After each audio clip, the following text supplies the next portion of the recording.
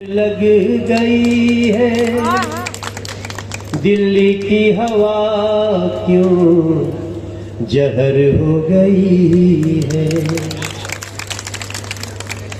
यमुना जी देख लो कैसी गंदी हो गई, गलियों में देखो कैसे नाले बह रहे हैं।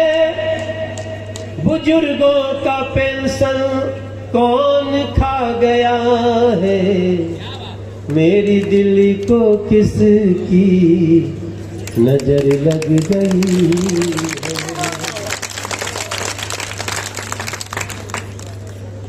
सड़क देखो जाम चल रही, कॉन्ट्रैक्टर गायब है। दोष देना दूसरों पे उनकी रवायत है, दोष देना दूसरों पे उनकी रवायत है। मेरी दिल्ली को किसकी नजर लग गई। मैं आपसे दो बात कह के ना अपनी वाणी कृपया पूछने की आवश्यकता है। इसी को मोदी जी ने एक दिन कह दिया था कि कांग्रेस की नजर बहनों के मंगलसूत्र पर है। मतलब क्या हुआ, अगर आपके लॉकर में कुछ सोना है, आपके 4 बच्चे हैं, आपके पास 40,000 की संपत्ति है, मैं बहुत छोटा बोल रहा हूं, यही सोच लीजिए 4 बच्चे में 4 लाख की संपत्ति है, किसी के 10 बच्चे हैं, तो आपकी संपत्ति 14 भाग में बटेगी। और ये लिख के दिया गया है, ये मैनिफेस्टो है। इसलिए मेरे भाई बहन, चुनाव को कभी हल्के में नहीं लेना है, खास तौर से जब देश का चुनाव हो रहा।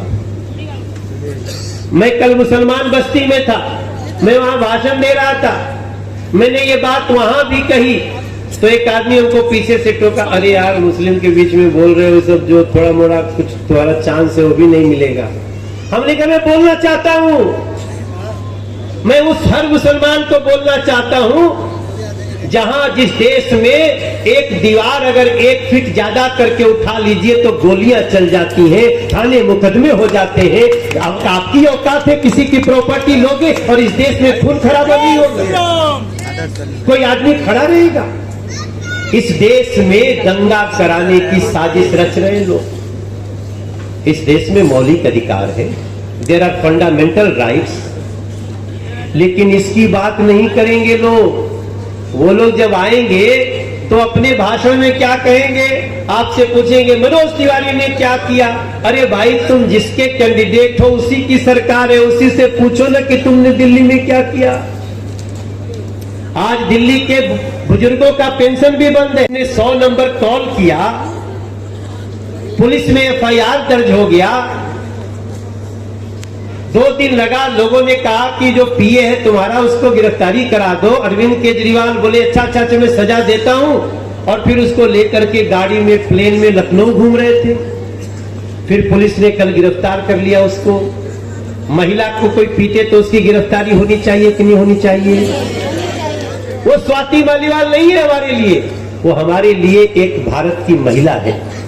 और बीजेपी संकल्प ले रही है, अगर किसी महिला को किसी ने भी अत्याचार किया, दुराचार किया, तो भारतीय जनता पार्टी उसकी ईंट से ईंट बजा देगी, चाहे वो कोई भी हो, हम उसके साथ खड़े।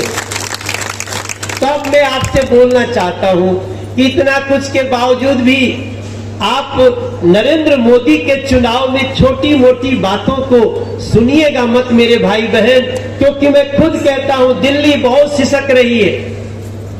हम तो कई बार गीत बना देते हैं, हम तो गाना गाते हैं। अभी भी हमने कल एक पत्रकार ने कहा कि दिल्ली की सिचुएशन पे गाना बनाओ, तो मैंने कविता बनाई कि मेरी दिल्ली को कि उस चाबी से बहन बेटी जब गर्भवती होती है उसके अकाउंट में 5,500 रुपया आता है।